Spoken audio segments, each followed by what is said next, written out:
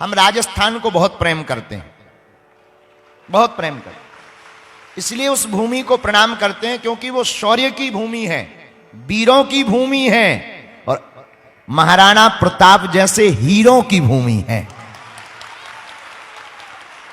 और राजस्थान वही राजस्थान है और महाराणा प्रताप वही महाराणा प्रताप है। और राजस्थान वो उर्वरा भूमि है जहां के पुरुष तो वीर होते ही हैं, वहां तो घोड़ा चेतक भी वीर होता है। वहां के घोड़े वीर होते, और घोड़े तो छोड़ो, महाराणा प्रताप का एक हाथी था, हम अभी पूछ रहे थे, उसका नाम राम प्रसाद। उस हाथी का नाम राम प्रसाद था भैया जी, महाराणा प्रताप के हाथी का। जब धर्म विरोधी अकबर ने महाराणा प्रताप पर हमला किया, हाथी राम प्रसाद जिस हाथी का नाम था उसे बंधन में ले लिया। 1 महीने तक धर्म विरोधी के घर का जल नहीं पिया, प्राण भले ही त्याग दिया। 1 माह तक जहां के पशु पक्षी भी कट्टर सनातनी हैं, उसी राजस्थान की भूमि से हमारे बड़े ही लाडले संतों के, बड़े ही लाडले ब्राह्मणों के प्रति बड़ी उदारता रखने वाले मेवाड़ के राजवंश महाराणा प्रताप के वंशज श्री लक्ष्यराज राजकुमार लक्ष्यराज सिंह जी भी आज आए हुए हैं। मुर्दा लोगों के अंदर होती है, जिंदा लोगों के अंदर निर्ममता होनी चाहिए। हम तो संतों के चरणों में बैठे हैं, मुझे महसूस कराइए कि हम लोग सब जिंदा दिली से जो है वो बागेश्वर धाम सरकार के चरणों में यहां पर उपस्थित हैं। और केवल यहां पर नहीं, प्रदेश को नहीं, देश को नहीं, पर दुनिया के अंदर आवाज उठाने के लिए आए कि हमारा सनातन धर्म जो है, हमारी युवा जो शक्ति यहां पर उपस्थित है वो पूरी तरीके से जाग चुकी है। हिंदुस्तान जो है, भारत देश जो है, केवल युवाओं का देश नहीं रहा, अब पूरी दुनिया को जगाने की तरफ बढ़ चुका है। और केवल हमारे संतों के आशीर्वाद की वजह से आज ये ताकत हमारे अंदर उपस्थित है। मैं मेवाड़ भूमि से आया हूं। सबसे पहले जो है बागेश्वर धाम सरकार के चरणों के अंदर हमारी 2 पंक्तियां जो वहां के वीर रस के कवि के द्वारा, श्री पंडित नरेंद्र मिश्र के द्वारा जो लिखी गई है, वो आपके चरणों में जो है मैं सबसे पहले समर्पित करना चाहता हूं कि सूर्यवंशी न्यास का ये रश्मि रथ चलता रहेगा, सूर्यवंशी न्यास का ये रश्मि रथ चलता रहेगा, पीढ़ियों के रक्त में इसका सुयश चलता रहेगा। रीति रघुकुल की जो शिव से विरासत में मिली हो, आंधियों में वह दिया जलता रहा, जलता रहेगा।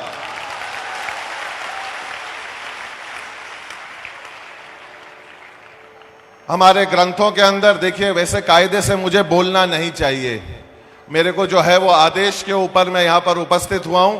मुझे मेरी मर्यादा और मुझे मेरी संस्कृति के बारे में मुझे ध्यान है, सरकार का आदेश हुआ, इस वजह से मैं आप सभी के सामने उपस्थित हूं। मैं ये कहना चाहता हूं कि हमारे ग्रंथों ने, हमारे सारे संस्कारों ने हम लोगों को ये सिखाया है कि भगवान भी अगर साक्षात हमारे सामने अगर उपस्थित हों, हमारे माता पिता भी अगर हमारे सामने साक्षात उपस्थित हों, और हमारे गुरुजन भी अगर हमारे साक्षात जो है वो उपस्थित हों, तो निसंकोच सबसे पहले ये सर जो है वो जाकर जो है हमारे गुरुजनों के चरणों में जाकर झुकता है।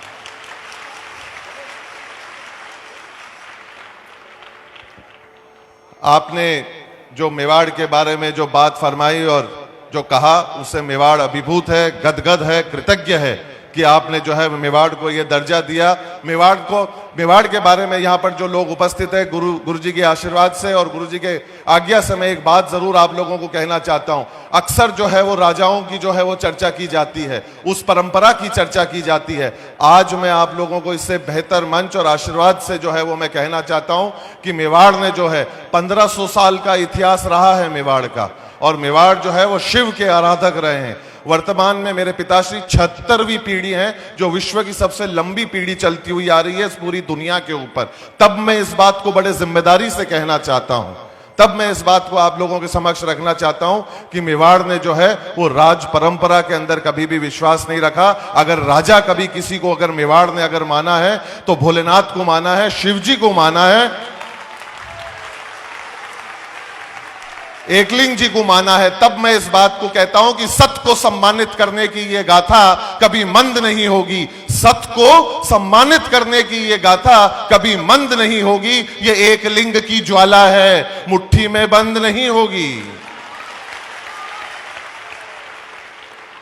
मैं पुनः बागेश्वर धाम सरकार का जो है वो बहुत बहुत धन्यवाद ज्ञापित करता हूं। आपने मुझे यह आदेश फरमाया, आपके श्री चरणों के अंदर मुझे जगह दिवाई, उसके लिए बहुत बहुत धन्यवाद। अंत में मैं मेवाड़ भूमि से आया हूं, पुनः दो पंक्तियां कहकर अपनी बात को मैं विराम देता हूं। अन्य लोगों की तरह मेवाड़ ने जो है अपने स्वाभिमान को कभी किसी खूंटे के ऊपर नहीं टांगा, गुलामी को जो है वो स्वीकार नहीं किया। तब इस जिम्मेदारी से मैं दो पंक्तियां आप लोगों के साथ छोड़कर जाना चाहता हूं। अगर आपके हृदय को अगर ये छू जाए तो मुझे महसूस जरूर कराइएगा कि टूटने और बिखरने का चलन मांग लिया, हालात से शीशे का बदन मांग लिया। हम भी खड़े थे तकदीर के दरवाजे पर, लोग दौलत पर गिर पड़े, हमने वतन मांग लिया। बहुत बहुत शुक्रिया, सत सत नमन, नमस्कार।